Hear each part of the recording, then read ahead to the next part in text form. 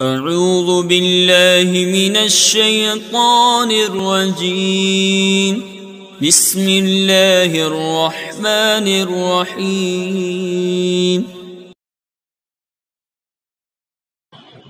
بسم اللہ الرحمن الرحیم۔ میں محمد احمد رضا، استاذ دارالعلوم غریب نواز الہ آباد، جماعت خامسہ کے طلباء سے مخاطب ہوں اور مختصر المعانی کا درس دینے جا رہا ہوں۔ حمد کے بعد اس میں جلالت کی تحقیق ہوئی، اور آج مصنف علیہ الرحمہ انعام کے بارے میں بات کرنا چاہ رہے ہیں۔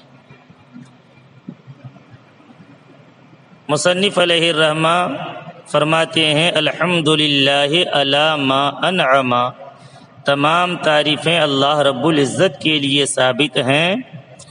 علی ما اس چیز پر جس کی اس نے انعام کیا، اس چیز پر جو اس نے انعام کیا۔ انعم کی تفسیر ای علی انعامہ، یعنی اس کے انعام پر۔ ولم يتعرض للمنعم به، اور مصنف نے منعم به کا تذکرہ نہیں کیا، ایہاما لقصور العبارت،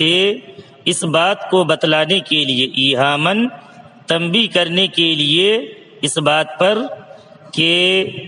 عبارت اس کی احاطہ سے عاجز ہے۔ وَلِأَلَّا يَتَوَّهَّمَ اخْتِصَاصَهُ بِشَيْءٍ دُونَ شَيْءٍ، اور اس بات کو بتلانے کے لیے تاکہ یہ وہم نہ ہو جائے کہ منعم بھی ایک ہی چیز کے ساتھ مختص، یعنی بتلانا یہ چاہ رہے ہیں کہ اللہ رب العزت کے لیے تعریفیں ثابت ہیں اس کے انعام کی وجہ سے، تو اللہ رب العزت کے لیے جب تعریف اس کے انعام کرنے کی وجہ سے ثابت ہے، تو پھر اللہ رب العزت نے اپنے بندوں پر جن چیزوں کے ذریعے سے انعام کیا ہے، مصنف علیہ الرحمہ نے ان چیزوں کو بیان کیوں نہیں کیا؟ ولم يتعرض للمنعم به سے گویا اعتراض کر رہے ہیں، اور ایہام لقصور العبارہ سے ایک جواب، اور وَلِأَلَّا يَتَوَّهَّمَ سے دوسرا جواب دے رہے ہیں۔ سوال یہ ہو گیا کہ منعم به یعنی جن چیزوں کے ذریعے سے انعام کیا گیا ہے، مصنف نے ان چیزوں کو بیان کیوں نہیں کیا؟ تو جواب کیا دیا، ایہام لقصور العبارت، تنبیہ کرنے کے لیے، بتلانے کے لیے کہ عبارت اس کے احاطہ کرنے سے قاصر ہے، یعنی اللہ رب العزت کے انعام اس قدر کثیر ہے کہ مصنف اگر اس کو احاطہ کرنا چاہتے، اس کو اگر بیان کرنا چاہتے تو بیان نہیں کر سکتے تھے۔ مصنف کیا بیان کر سکتے ہیں جبکہ خود اللہ رب العزت نے ہی ارشاد فرما دیا ہے وَإِن تَعُدُّوا نِعْمَةَ اللَّهِ لَا تُحْصُوهَا، اگر تم اللہ کی نعمتوں کو شمار کرنا چاہو تو شمار نہیں کر سکتے۔ تو جب اللہ کی نعمتوں کو شمار کرنا ناممکن ہے، تو پھر اللہ رب العزت نے جن چیزوں کے ذریعے سے اپنے بندوں پر انعام کیا ہے، اس منعم بھی کا تذکرہ کرنا انسان کے بس سے باہر ہے، اور جب انسان کے بس سے باہر ہے تو پھر انسان اس کو بیان بھی نہیں کر سکتا ہے۔ اسی لیے مصنف علیہ الرحمہ نے پروردگار کے منعم بھی کے تمام افراد کا تذکرہ نہیں کیا، کیونکہ تمام افراد کا تذکرہ کرنا ناممکن ہے۔ دوسری صورت یہ ہے کہ اگر تمام منعم بھی کو نہ بیان کیا جائے تو بعض منعم بھی کو بیان کر دیا جاتا، یعنی اللہ رب العزت کی بعض نعمتوں کو بیان کر دیا جاتا، ایسا تو ممکن تھا اور انسان کے بس میں تھا، تو یہی کام کر دیتے کہ پروردگار کے بعض منعم بھی چیزوں کا تذکرہ کر دیتے، لیکن مصنف نے اس کا بھی جواب دیا لِأَلَّا يَتَوَّهَّمَ اخْتِصَاصَهُ بِشَيْءٍ دُونَ شَيْءٍ، جس کا مفہوم یہ ہے کہ اگر بعض افراد کو بیان کیا جاتا، منعم بھی کے بعض افراد کا تذکرہ کیا جاتا، تو ایسی صورت میں انسان کے ذہن میں یہ شک اور شبہ ہو سکتا تھا کہ اللہ رب العزت کے لیے تعریفیں ثابت ہیں، انہی بعض افراد کی وجہ سے اس کے علاوہ جتنے بھی پروردگار کے انعامات ہیں ان انعامات کی بدولت اللہ رب العزت تعریف کا مستحق نہیں ہے۔ لہذا جب اس طرح کا شبہ پیدا ہو سکتا تھا تو مصنف علیہ الرحمہ نے اس وہم سے بچنے کے لیے بعض افراد کو بھی بیان نہیں کیا۔ کل افراد انعام کے تمام افراد کا بیان کرنا ناممکن تھا، اسی لیے مصنف نے تمام انعامات کا تذکرہ نہیں کیا، اور بعض افراد کا اگر تذکرہ کرتے، پروردگار کے بعض نعمتوں کا اگر تذکرہ کرتے، تو اس صورت میں وہم یہ ہو جاتا کہ پروردگار کائنات اپنے انہی بعض انعاموں کی وجہ سے تعریف کا مستحق ہے، اور اس کے علاوہ جو نعمتیں ہیں اس نعمت کی بدولت وہ تعریف کا مستحق نہیں ہے، حالانکہ اللہ رب العزت اپنے ہر نعمت کی وجہ سے تعریف کا مستحق ہے۔ تو اسی وہم سے بچنے کے لیے مصنف نے بعض افراد کو بھی بیان نہیں کیا۔ وَعَلَّمَ مِنْ عَطْفِ الْخَاصِّ عَلَى الْعَامِّ رِعَایَةً لِبَرَاءَةِ الْاِسْتِحْلَالِ، اور علامہ من البیان جو متن کی عبارت ہے، تو اسی علامہ کے بارے میں کہہ رہے ہیں کہ علامہ یہ عطف خاص علی العام کے قبیل سے ہے، رعایتاً لبراءۃ الاستحلال، براءت استحلال کی رعایت کرتے ہوئے۔ کیا کہنا چاہ رہے ہیں اس عبارت سے؟ علامہ سعد الدین تفتازانی علیہ رحمت و رضوان یہ فرمانا چاہتے ہیں کہ ما انعام پر علامہ کا عطف ہے، اور یہ عطف خاص علی العام کے قبیل سے، اس لیے کہ علامہ من البیان کا معنی ہوا اس نے ہمیں بیان کی تعلیم دیا۔ تو جس چیز کو ہم نہیں جانتے تھے یعنی بیان اور گویائی، اللہ رب العزت نے ہم کو اس کی تعلیم دیا۔ تو اللہ کا تعلیم دینا یہ باری تعالیٰ کے انعامات میں سے ایک انعام ہے، لہذا عمومی انعامات کے ذکر کے بعد حرف عطف کے ذریعے سے اس مخصوص انعام کا ذکر ہوا ہے، اور یہ ذکر کرنا عطف خاص علی العام کے قبیل سے، جیسا کہ قرآن کریم میں اس کی بے شمار نظیریں موجود ہیں، جیسا کہ سورہ قدر میں کہا تنزل الملائکۃ والروح کہ شب قدر کی رات میں فرشتے اترتے ہیں، اور روح یعنی جبریل علیہ السلام، تو جبریل علیہ السلام بھی فرشتے ہیں۔ تو جب تنزل الملائکہ کہہ چکے تھے تو جبریل امین بھی اس میں شامل تھے، مگر اس کے بعد پھر والروح کا لفظ بڑھایا۔ اسی طرح سے حافظوا علی الصلوات والصلاۃ الوسطی کہ تمام نمازوں کی محافظت کرو، والصلاۃ الوسطی اور بیچ والی نماز کی، تو یہاں پر صلاۃ وسطی کا صلوات پر عطف خاص علی العام کے قبیل سے، یعنی اس طرح کا عطف کرنا مصنفین کی کتابوں میں شائع اور زائع۔ اب رہ گئی یہ بات کہ نعمت بیان ہی کو خاص طور پر کیوں ذکر کیا؟ علامہ من البیان، اللہ کے انعامات تو بے شمار تھے، مگر ان انعامات میں سے اللہ رب العزت نے نعمت بیان ہی کو بیان کیا۔ آخر اس کی وجہ کیا ہے؟ تو اس کے بھی مصنف علیہ الرحمہ دو وجہیں بیان کر رہے ہیں۔ پہلی وجہ کیا ہے؟ رعایتاً لبراءۃ الاستحلال، استحلال کی براءت کی رعایت کرتے ہوئے۔ یہ براءت استحلال کیا ہے؟ تو کہتے ہیں کہ خطبے میں یا ابتدائے کلام میں ایسے الفاظ کا لانا جس کے ذریعے سے مقصود کی طرف اشارہ ہو جائے، اس کو براءت استحلال کہتے ہیں۔ تو اب یہاں پر دیکھیے علامہ من البیان، چونکہ یہ کتاب علم بدیع، علم بیان وغیرہ پر موقوف ہے، تو یہ کتاب علم بیان پر مشتمل ہے، تو جب علامہ من البیان کا لفظ استعمال کیا تو خطبے میں ایسے لفظ کو لایا گیا جس سے مقصود یعنی جو اس مختصر المعانی اور اس فن کا مقصود ہے علم بیان کی جانکاری حاصل کرنا، اس کی طرف اشارہ بھی ہو رہا ہے۔ یہ تو پہلی وجہ تھی، اور دوسری وجہ بیان کر رہے ہیں کہ نعمت بیان کی فضیلت اور عظمت کو ظاہر کرنے کے لیے اس نعمت کو خاص طور پر بیان کیا ہے۔ کیونکہ انسان اور دوسرے جانداروں کے درمیان اگر مابہ الامتیاز کوئی چیز ہے تو وہ علم بیانی ہے کہ انسان اپنے معافی ضمیر کو ادا کر سکتا ہے اور اپنی بات دوسروں کو سمجھا سکتا ہے، اور دوسرے جاندار اس پر قادر نہیں ہیں، تو اسی خاص خصوصیت کی وجہ سے نعمت بیان کو مصنف نے خاص طور پر بیان کیا، اور اسی خصوصیت کی طرف اشارہ کرتے ہوئے شارح نے بھی کہا، کیا کہا؟ وَتَنْبِيهًا عَلَى فَضِيلَةِ نِعْمَةِ الْبَيَانِ،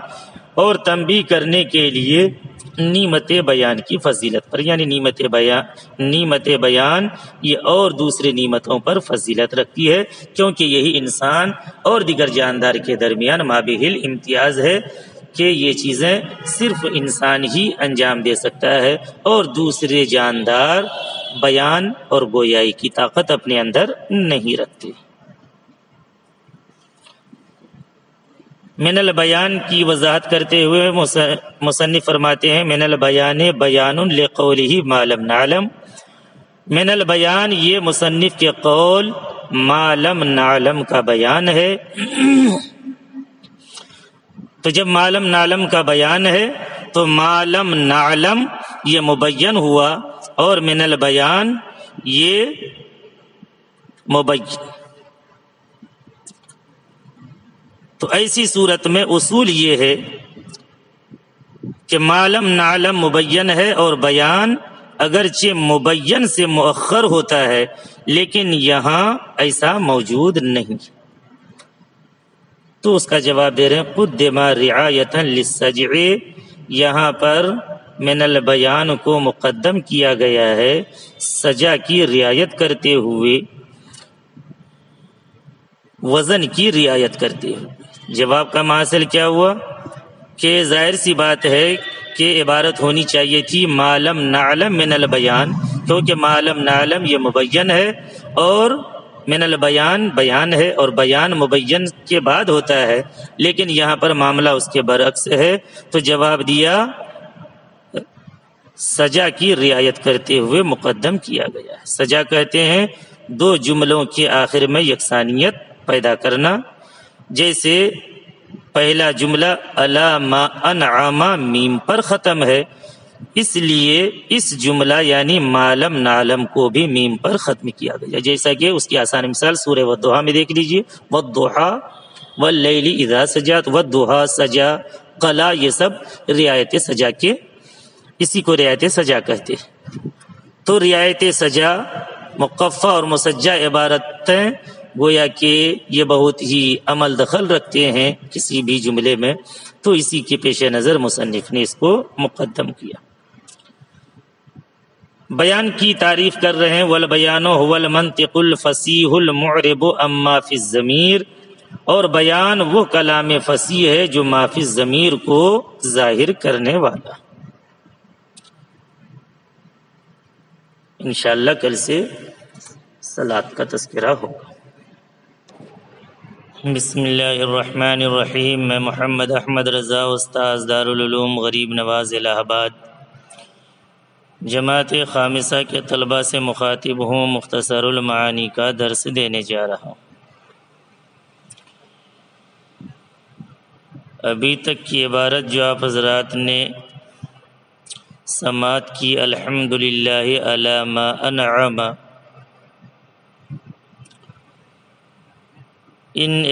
اس عبارت میں اللہ رب العزت کی حمد بیان کی گئی، اور آج کے سبق والصلاة علی سیدنا محمد خیر من نطق بالصواب وافضل من اوتی الحکمت وفصل الخطاب، اس میں رسول کائنات صلی اللہ تعالی علیہ وسلم کی ثنا کا تذکرہ ہے۔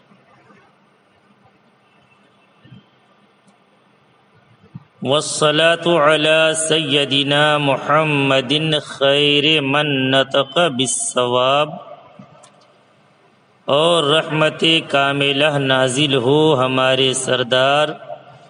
محمد صلی اللہ تعالی علیہ وسلم پر جو ان لوگوں میں سب سے بہتر ہیں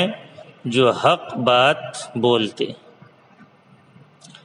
وَأَفْضَلِ مَنْ أُوتِيَ الْحِكْمَةَ، اور ان تمام لوگوں میں سب سے افضل ہیں جن کو حکمت دی گئی، وَفَصْلَ الْخِطَابِ، اور فصل خطاب دیا گیا۔ من نطق بالصواب وافضل من اوتی الحکمت وفصل الخطاب سے مراد انبیاء کرام علیہم الصلاۃ والتسلیم، کیونکہ جو بات کہی جا رہی ہے خیر من نطق بالصواب، جو درست بولنے والے ہیں ان میں ہمارے نبی جناب محمد الرسول اللہ صلی اللہ تعالی علیہ وسلم سب سے بہتر، اور جن کو حکمت دی گئی ہے ان حکمت والوں کے درمیان ہمارے پیغمبر سب سے افضل ہیں، اور جن کو فصل خطاب دیا گیا ہے ان فصل خطاب پانے والوں کے درمیان پیغمبر علیہ الصلاۃ والتسلیم سب سے افضل ہیں۔ تو اگر ان کے معنی پر آپ غور کریں، من نطق بالصواب وأوتی الحکمت وفصل الخطاب، تو یہ انبیاء کرام علیہم الصلاۃ والتسلیم کی شان بیان کی جا رہی ہے۔ تو یہاں پر رسول کائنات کی شرافت و عظمت کو عام انسانوں کے مقابلے میں نہیں بیان کیا جا رہا ہے، بلکہ انبیاء و مرسلین کی جماعت میں سب سے بہتر ہے۔ اور جب انبیاء و مرسلین کی جماعت میں سب سے بہتر ہیں تو پھر تمام مخلوقات اور تمام خلقت سے بدرجہ اولا آپ صلی اللہ تعالی علیہ وسلم افضل ہیں۔ صلاۃ کے معنی کیا ہیں؟ صلاۃ کے کئی معنی آتے ہیں۔ صلاۃ کے معنی میں نسبت کے اعتبار سے ان کے معنی الگ الگ، کہ جب صلاۃ کی نسبت اللہ رب العزت کی طرف کی جاتی ہے تو ایسی صورت میں رحمت کے معنی مراد ہوتے ہیں، اور جب صلاۃ کی نسبت ملائکہ کی طرف ہوتی ہے تو استغفار کے معنی مراد ہوتے ہیں، اور صلاۃ کی نسبت جب مومنین کی طرف ہوتی ہے تو طلب رحمت اور دعا کے معنی مراد ہوتے ہیں، اور جب صلاۃ کی نسبت طیور چرند پرند کی طرف ہو تو تسبیح کے معنی مراد ہوتے ہیں۔ تو یہ صلاۃ صلہ سے ماخوذ ہے جس کے لغوی معنی دعا کے، جیسا کہ پیغمبر علیہ الصلاۃ والتسلیم کی حدیث پاک بھی اس طرف رہنمائی کرتی ہے، اذا دعی احدکم الی طعام فلیجب فإن کان مفطرا فلیطعم وإن کان صائما فلیصلی، کہ جب تم میں سے کسی کو کھانے کی طرف بلایا جائے تو چاہیے کہ وہ بلانے کو قبول کرے، فإن کان مفطرا، تو اگر وہ غیر روزہ سے ہو، فلیطعم، تو چاہیے کہ وہ کھانا کھا لے، وإن کان صائما، اور اگر وہ روزہ دار ہو، فلیصلی، تو چاہیے کہ وہ دعا کرے۔ تو فلیصلی معنی میں فلیدعو یعنی دعا کے معنی میں، تو یہاں پر بھی صلاۃ کی نسبت بندے کی طرف ہو رہی ہے، بندے کو کھانے کی طرف بلایا جا رہا ہے، تو صلاۃ کی نسبت جب بندے کی طرف ہوگی تو معنی طلب رحمت اور دعا کے ہوتے ہیں۔ یوں ہی ارشاد ہوا آیت کریمہ میں، وَصَلِّ عَلَيْهِمْ إِنَّ صَلَاتَكَ سَكَنٌ لَهُمْ، آپ ان کے لیے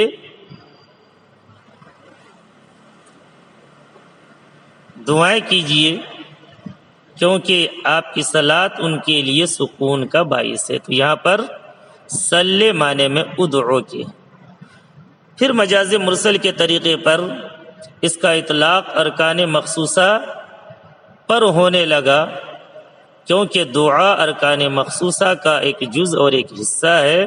لہذا ایک جز بول کر کل کو مراد لیا گیا ہے۔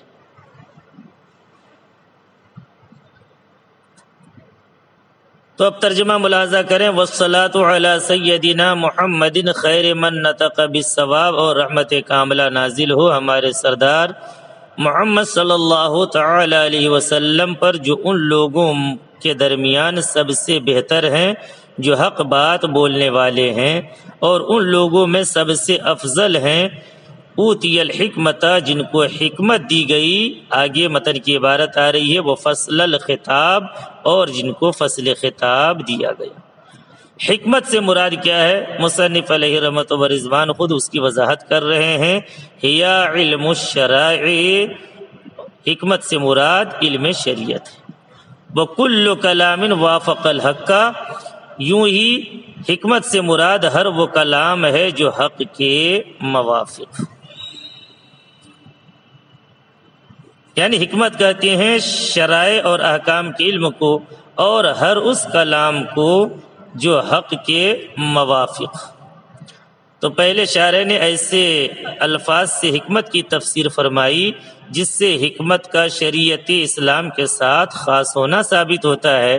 اور پھر ایسے الفاظ سے تفسیر کی جو شریعت اور غیر شریعت سب کو عام ہے، جیسا کہ وَكُلُّ كَلَامٍ وَافَقَ الْحَقِّ کے ذریعے سے تفسیر کی، جیسے الواحد نصف الاثنین، یہ حق کے موافق تو ہے لیکن شریعت نہیں ہے۔ تو حکمت کی دونوں تفسیریں عطف عام علی الخاص کے قبیل سے ہوں گی۔ آگے مصنف علیہ رحمہ فرماتے ہیں وہ تورے کا فاعل الایتاء لأن هذا الفعل لا يصلح الا للہ، اور ایتا کے فاعل کو ترک کر دیا گیا ہے اس لیے کہ یہ فعل نہیں صلاحیت رکھتا ہے مگر اللہ کے لیے۔ یعنی متن کی عبارت میں جو اوتی الحکمت میں اوتیا ہے، فعل مجہول کا صیغہ استعمال کیا گیا ہے،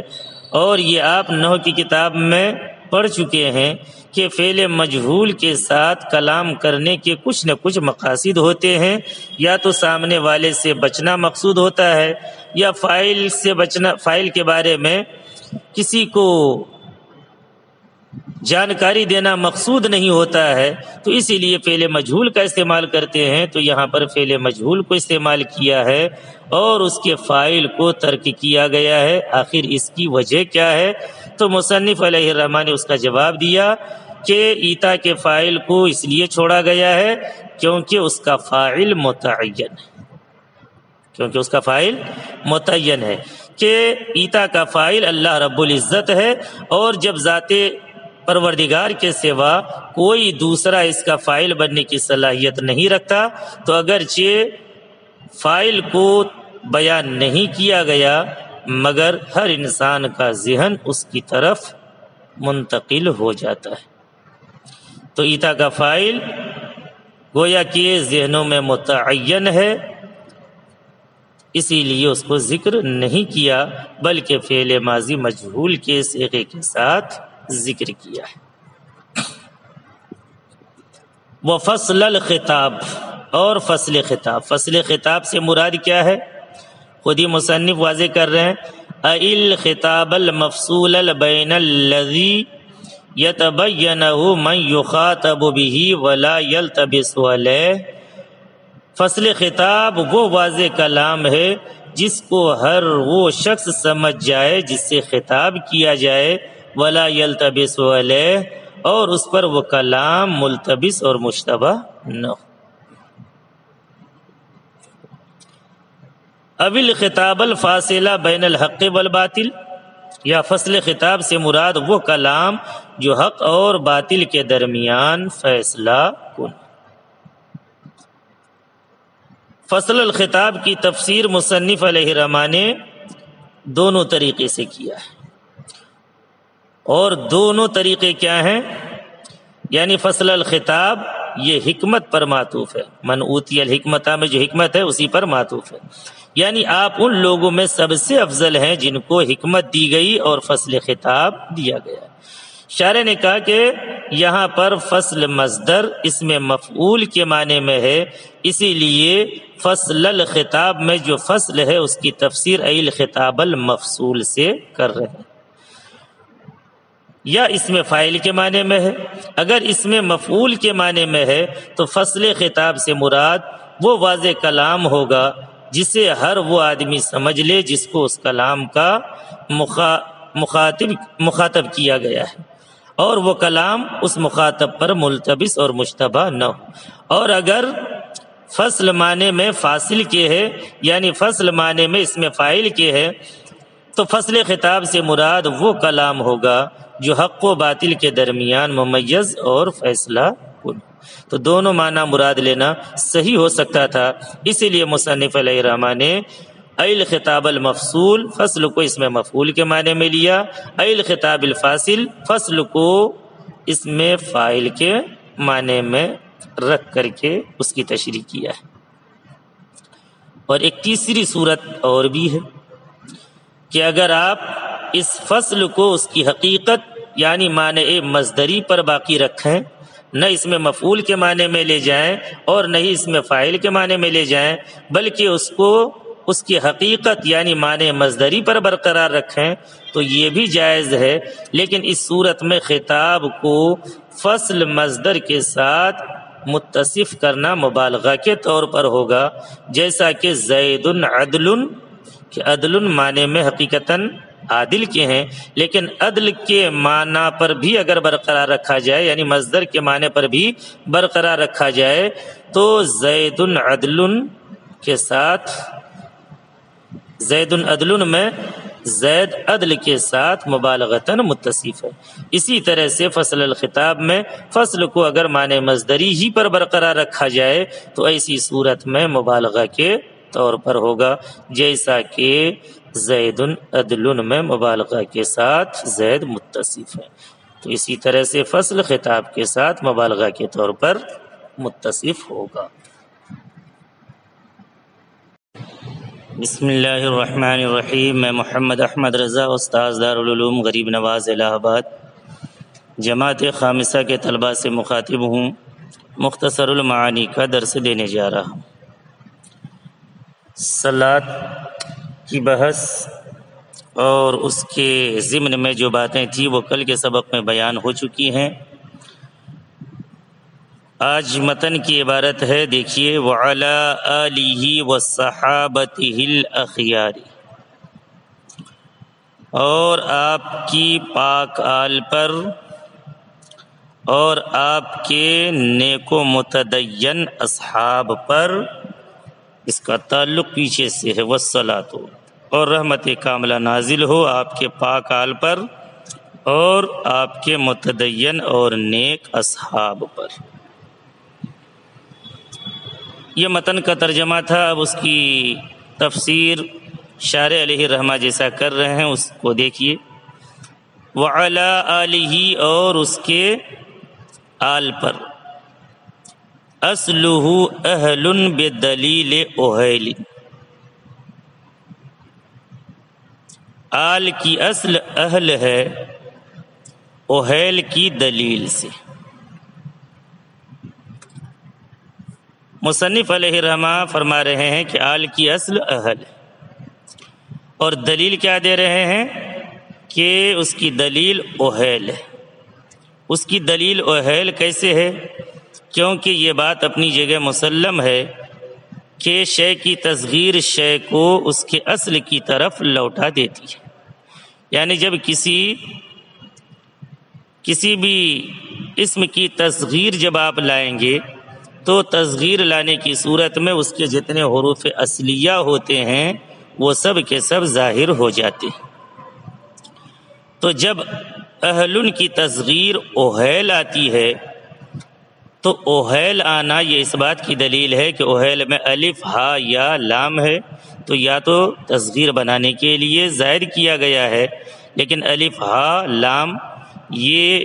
تصغیر کے کلمے میں آنا یہ اس بات کی دلیل ہے کہ اہیل یہ اہلن کی تصغیر ہے، اولن کی تصغیر نہیں۔ لیکن یہ کوئی مضبوط دلیل نہیں، کیونکہ اگر اول جن لوگوں نے آل کی اصل اول کو مانا تھا، پہلے دوسرا فریق بھی دیکھ لیجئے، اس اختلاف کو آپ ہدایت النحو سے پڑھتے ہوئے چلے آ رہے ہیں کہ بعض لوگوں نے آل کی اصل اہلن کو مانا ہے، بعض لوگوں نے آل کی اصل اولن کو مانا ہے۔ جن لوگوں نے آل کی اصل اولن کو مانا ہے وہ کہتے ہیں کہ پھر آل کیسے ہو گیا، تو اس میں تعلیل ہوئی ہے، اور تعلیل کیا ہوئی کہ واو متحرک ما قبل مفتوح ہونے کی وجہ سے واو کو الف سے بدل لیا گیا تو آل ہو گیا۔ لیکن میں نے کہا کہ اہلن کی اصل آل کی اصل اہلن ہے،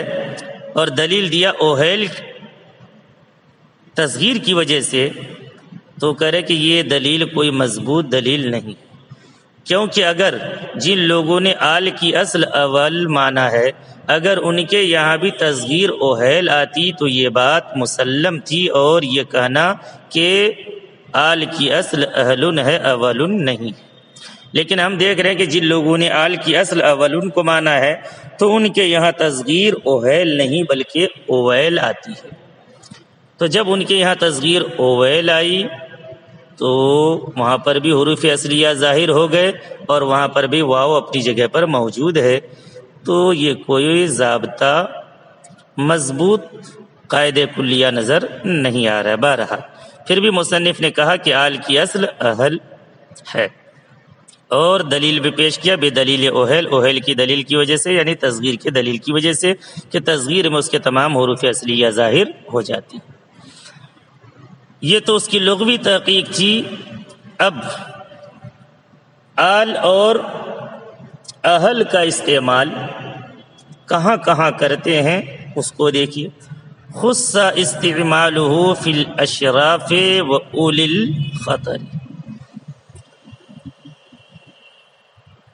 اس کا استعمال شریف اور باعظمت لوگوں میں خاص کر دیا گیا ہے،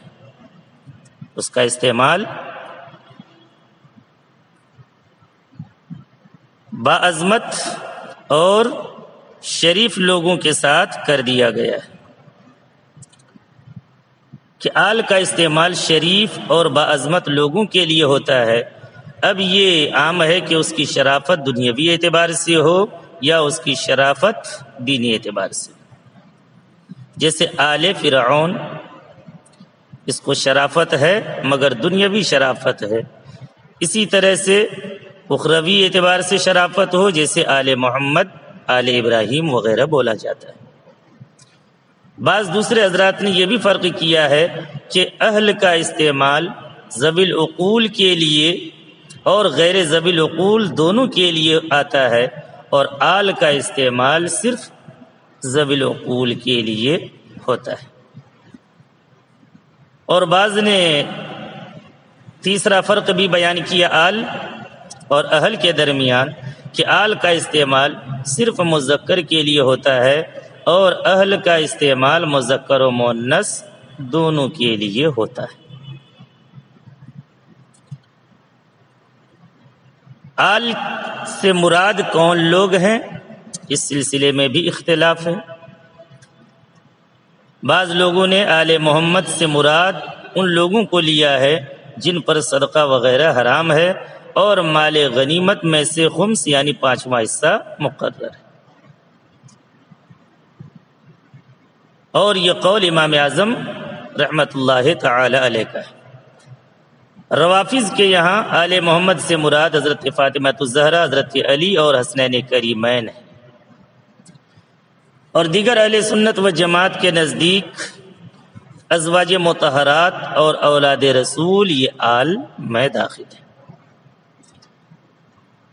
لیکن بعض لوگوں نے یہ قول بھی کیا کہ ہر مومن متقی آپ کی آل ہے، کل مومن تقی آلی الی یوم القیامہ، اور وہ مومن جو متقی ہے وہ میرا آل ہے جتنے بھی قیامت تک پیدا ہونے والے ہیں۔ اسی معنی کو لیا جائے تو زیادہ بہتر ہے، تاکہ اس معنی کی روشنی میں اصحاب بھی داخل ہو جائیں، ازواج مطہرات بھی داخل ہو جائیں، سب کے سب داخل ہو جائیں گے۔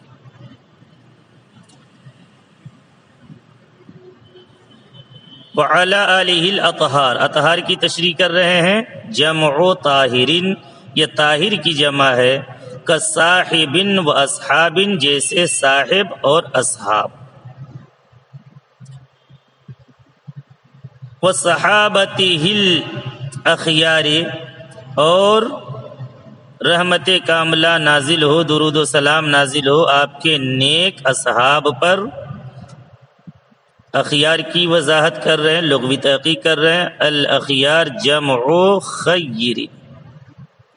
اخیار یہ خیر تشدید کے ساتھ کی جمع ہے، جمع خیرن بالتشدید، خیر بالتشدید کی جمع ہے۔ تو گویا الاطہار یہ آل کی صفت ہے، اور طاہر کی جمع ہے، جیسے اصحاب صاحب کی جمع ہے۔ آل کی صفت میں الاطہار لا کر مصنف علیہ الرحمہ اللہ رب العزت کا قول جو ہے، انما یرید اللہ لیذھب عنکم الرجس اہل البیت ویطہرکم تطہیرا، اس کی طرف اشارہ بھی کر دیا ہے۔ آگے انہوں نے لغوی تحقیق کیا، صحابتی، صحابہ اصل میں تو مصدر ہے، لیکن غلبتاً رسول کائنات صلی اللہ تعالی علیہ وسلم کے اصحاب پر اطلاق ہونے لگا، اس کے برخلاف اصحاب کہ یہ لفظ عام ہے، ہر ایک کے اصحاب پر بولا جاتا ہے۔ اسی طرح سے اخیار خیر کی جمع ہے، اور بلا تشدید یعنی خیر کی جمع بھی اخیار آتی ہے، کیونکہ مشدد یعنی خیر کی صورت میں ہو یا خیر مخفف کی صورت میں ہو، دونوں صفت مشبہ ہیں، اور دونوں کی جمع افعال کے وزن پر آتی ہے، لیکن دونوں کے معنی میں فرق ہے کہ خیر جو مخفف استعمال ہوتا ہے، اس کا استعمال حسن و جمال میں ہوتا ہے، اور خیر جو مشددہ ہے، دین اور صلاح میں استعمال کیا جاتا ہے، اور اس جگہ یہی معنی زیادہ مناسب ہے، اسی لیے ترجمہ بھی متدین اور نیک اصحاب کے ذریعے سے کیا گیا ہے۔ اور اس میں اس لفظ کو لا کر کے مصنف علیہ رحمت و رضوان نے کنتم خیر امتن کی طرف بھی اشارہ کیا ہے، اور پیغمبر کی حدیث خیرکم کرنے کی طرف بھی اشارہ کیا ہے۔ بسم اللہ الرحمن الرحیم، میں محمد احمد رضا، استاذ دارالعلوم غریب نواز الہ آباد، جماعت خامسہ کے طلباء سے مخاطب ہوں، مختصر المعانی کا درس دینے جا رہا ہوں۔ خطبہ کے اختتام کے بعد مصنف فرماتے ہیں، اما بعد ہوا من الظروف الزمانیۃ المبنیۃ المنقطعۃ عن الاضافۃ۔ اما بعد، لفظ بعد ان ظروف زمانیہ میں سے ہے جو مبنی منقطع عن الاضافت ہوتے ہیں، ای بعد الحمد والصلاۃ، یعنی حمد و صلاۃ کے بعد۔ لفظ اما کے اصل کے بارے میں مختلف اقوال ہیں کہ لفظ اما کی اصل کیا ہے۔ بعض لوگوں نے لفظ اما کی اصل انما کہا ہے، نون کو میم سے بدل کر میم میں میم کا ادغام کر دیا۔ بعض لوگوں نے اما کی اصل ماما کو بتایا ہے، قلب مکانی کیا کہ جو حمزہ دونوں میم کے بیچ میں تھا اس کو شروع میں لیا ہے اور پھر اس میں ادغام کر دیا، اما ہو گیا۔ بعض لوگوں نے اما کی اصل ماما کو بتایا تھا، میم اول اور ہا کے درمیان قلب مکانی یہاں پر بھی کیا گیا، پھر میم کا میم میں ادغام کر دیا اور ہا کو حمزہ سے بدل دیا گیا۔ چونکہ مہما میں جب قلب مکانی کیا تو ہما ہوا، پھر ہا کو حمزہ سے بدل دیا گیا۔ اور چوتھا قول یہ ہے کہ اما اپنے اصل پر ہے۔ یہ تو اس کی لغوی تحقیق تھی کہ اس کی اصل کیا ہے۔ لفظ اما کا استعمال تین معنی پر ہوتا ہے کہ لفظ اما تاکید کے لیے آتا ہے، جیسے کوئی کہے اما زید فذاہب، تو اس کے معنی ہوں گے مہما یکم من شیء فزید ذاہب، یعنی جب بھی کوئی چیز موجود ہوگی زید کے لیے ذہاب ثابت ہوگا۔ اور یہ بات مسلم ہے کہ ہر لمحہ کوئی نہ کوئی شے موجود ہوتی ہے، اور جب بات ایسی ہے تو زید کے لیے ذہاب یعنی جانا یقینی طور پر ثابت ہوگا، اور ذہاب جب یقیناً ثابت ہوا تو یہ تاکید کے لیے ہوا، کیونکہ کسی چیز کا بالیقین ثابت ہونا اسی کا نام تاکید ہے۔ اما کا تاکید کے لیے ہونا ثابت ہوگا۔ اور اما کا ایک معنی یہ ہے کہ وہ تفصیل کے لیے آتا ہے، جیسے اما الذین آمنوا فیعلمون انہ الحق من ربہم میں لفظ اما کے ذریعے ضرب مثل کے ماننے والوں اور نہ ماننے والوں کی تفصیل کرنا یہاں پر مقصود ہے۔ اور اما کا تیسرا معنی کہ وہ شرط کے معنی کے لیے آتا ہے، جیسے کوئی کہے اما زید فذاہب، تو اس مثال میں زید کے جانے کو کسی بھی شے کے موجود ہونے پر معلق کیا ہے، اور اس معلق کرنے کا نام ہی شرط ہے۔ یہاں عبارت میں لفظ اما اپنے ما بعد کو ماقبل کے ساتھ اپنے ما بعد کو ماقبل سے تاکید کے ساتھ جدا کرنے کے لیے ذکر کیا گیا ہے، یعنی تاکید کے لیے یہاں پر بھی۔ آگے مصنف لفظ بعدو کے بارے میں فرما رہے ہیں کہ ہوا من الظروف الزمانیۃ المبنیۃ المنقطعۃ عن الاضافۃ، کہ بعدو ایسا ظرف زمان ہے جو مبنی ہے اور منقطع عن الاضافت۔ تقدیر عبارت یہ ہوگی بعد الحمد والصلاۃ۔ لفظ بعدو اور قبلو، اس کے بارے میں نحو کی کتابوں میں آپ حضرات نے پڑھا ہے کہ یہ دونوں ظرف زمان، یہ دونوں کے دونوں ظروف میں سے ہیں، اور اس کا استعمال ظرف مکان کے لیے بھی ہوتا ہے اور ظرف زمان کے لیے بھی ہوتا ہے، مگر اس جگہ لفظ بعدو کا استعمال ظرف زمان کے لیے ہے، مکان کے لیے نہیں۔ اور ان دونوں کا اعراب بھی آپ نے نحو کی کتابوں میں پڑھ لیا ہے کہ اس کی 3 حالتیں ہوتی ہیں۔ پہلی حالت یہ ہے کہ ان کا مضاف الیہ مذکور، یعنی اس ظرف زمان کا مضاف الیہ یعنی بعدو کا مضاف الیہ مذکور، اور دوسری حالت یہ ہے کہ ان کا مضاف الیہ محذوف، لیکن محذوف ہو تو نسیہ منسیہ کے طور پر، بالکل محذوف ہو کہ نہ عبارت میں موجود اور نہ ہی اس کا ارادہ کیا گیا۔ اور تیسری حالت یہ ہے کہ مضاف الیہ محذوف تو ہے مگر منوی، یعنی لفظوں میں اگرچہ محذوف ہے مگر اس کا دل میں ارادہ کیا گیا۔ تو پہلی 2 صورتوں میں جب کہ اس کا مضاف الیہ محذوف ہو یا اس کا مضاف الیہ پہلی 2 صورتوں میں یعنی جب کہ مضاف الیہ مذکور ہو یا اس کا مضاف الیہ نسیہ منسیہ ہو، تو ان دونوں پہلی صورتوں میں یہ دونوں لفظ معرب بحسب العوامل ہوتے ہیں، یعنی جیسا اعراب آئے گا ویسے ہی اس کا اعراب بنے گا۔ اور تیسری صورت میں جب کہ یہ مضاف الیہ محذوف ہو مگر مضاف الیہ نسیہ منسیہ نہ ہو بلکہ منوی ہو، تو ایسی صورت میں یہ مبنی علی الضم ہوتی۔ اب المبنیۃ المنقطعۃ عن الاضافت سے شارح نے اسی تیسری صورت کو بیان کیا ہے، اور یہ کہا ہے کہ اس جگہ لفظ بعدو کا مضاف الیہ محذوف منوی ہے اور یہ خود مبنی علی الضم مصنف علیہ رحمہ آگے فرماتے والعامل فیہ اما لنیابتها عن الفعل، اور لفظ بعدو میں اما عامل ہے، لنیابتها عن الفعل، اس لیے کہ لفظ اما فعل کے قائم مقام ہے، والاصل مہما یکم من شیء بعد الحمد والصلاۃ، اور اصل ترکیب مہما یکم من شیء بعد الحمد والصلاۃ۔ ومہما ہاؤنا مبتدأ، اور مہما یہاں پر مبتدا ہے، والاسمیۃ لازمۃ للمبتدأ، اور مبتدا کے لیے اسمیت لازم ہے، وہ یکن شرطن اور یکن شرط ہے، والفاء لازمۃ لہ غالباً اور فا اس کے لیے اکثر و بیشتر لازم ہے۔ فحین تضمنت اما معنی الابتداء والشرط لزمتها الفاء ولسوق الاسم اقامت اللازم مقام الملزوم وابقاء لاثره فی الجملہ۔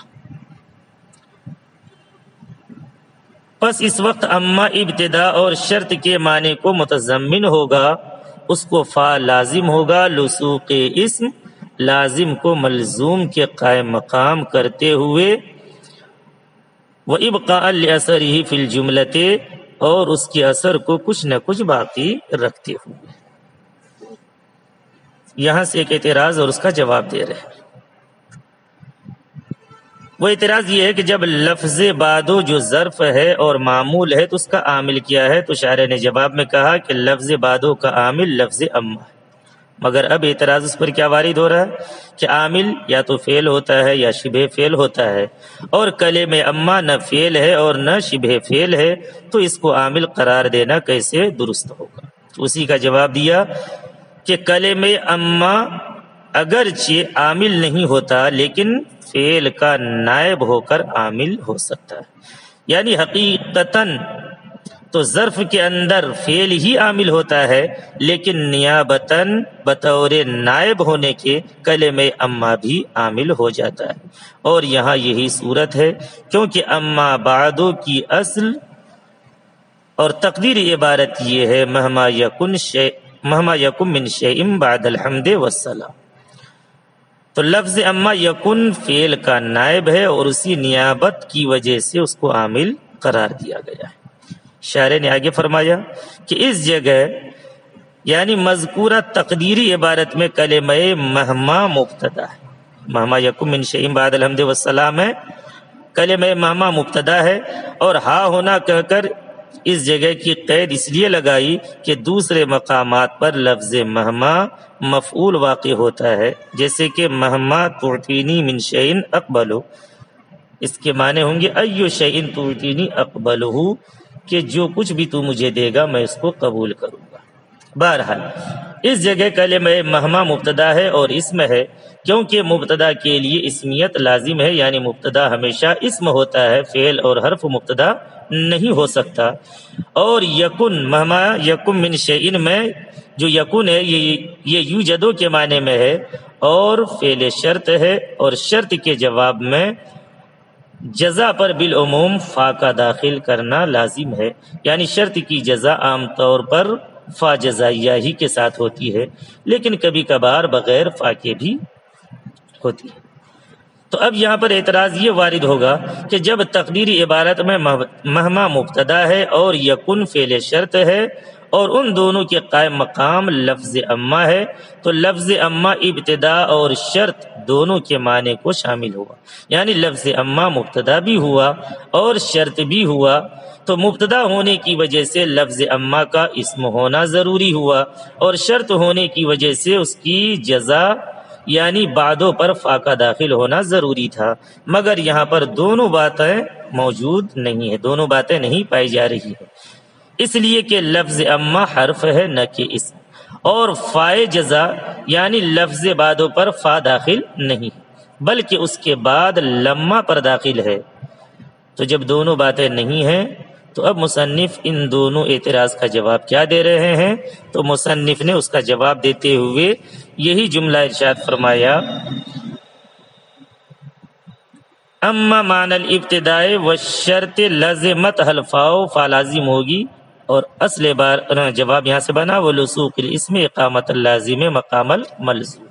جواب کا ماصل یہ ہے کہ مناسب تو یہی تھا کہ جس طرح مبتدا کا اسم ہونا ضروری ہے، اسی طرح مبتدا یعنی مہما کا قائم مقام بھی اسم ہو، مگر چونکہ قائم مقام یعنی لفظ اما کا حرف ہونا متعین ہے، اس لیے لسوق اسم یعنی اسم جو بعدوں کا یعنی اسم یعنی بعدوں کا اما کے بعد بلا فصل واقع ہونا، اس کو اما کی اسمیت کا بدل قرار دیا گیا. یعنی یہ حقیقتاً اگرچہ اما حرف ہے لیکن اما کے بعد بعدو جو اسم واقع ہو رہا ہے یہ بلا فصل واقع ہے، اور جب بلا فصل واقع ہے تو اس کو اما کی اسمیت کا بدل قرار دے دیا گیا ہے. یعنی یہ کہہ دیا گیا ہے کہ اما جو مبتدا کے قائم مقام واقع ہے وہ اگرچہ اسم نہیں ہے لیکن بلا فصل اسم کے بعد واقع ہے، تو اسی لصوق اسم کی وجہ سے چونکہ اما کے اندر کسی نہ کسی درجہ میں اسمیت کی بوباس آ گئی ہے، اس لیے اس کو مبتدا یعنی مہما کے قائم مقام قرار دینے میں کوئی حرج نہیں، کیونکہ قاعدہ یہی ہے ما لا یدرک کلہ لا یترک کلہ، کہ اگر کوئی شخص کل کو نہیں پا سکتا تو اس کو کل چھوڑنا بھی نہ چاہیے، یعنی جس قدر ممکن ہو اس کو حاصل کر لینا چاہیے. اور یہاں بھی پورے طور پر مبتدا کی رعایت کرنا، یعنی مبتدا کے قائم مقام کا اسم ہونا چونکہ ممکن نہیں، اس لیے اسی پر اکتفا کیا گیا کہ اس کے ساتھ اسم ملصق یعنی اس کے فوراً بعد اسم بعدو واقع ہے.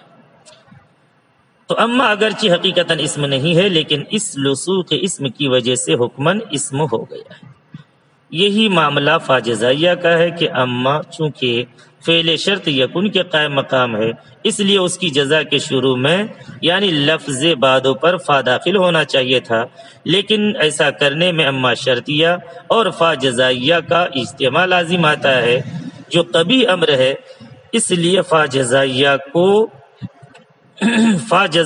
کو جزا کے شروع میں یعنی بعدو پر داخل نہ کر کے جزا کے درمیان یعنی لما پر داخل کر دیا گیا،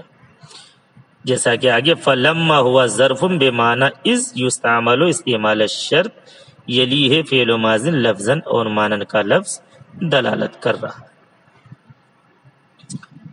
اسی کو مصنف علیہ الرحمٰن نے فرمایا کہ اما چونکہ ابتدا کے معنی کو شامل ہے اس لیے اس کو لصوق اسم لازم ہو گیا، اور چونکہ شرط کے معنی کو شامل ہے اس لیے اس کو فا لازم ہو گیا، اور یہ لزوم فا اور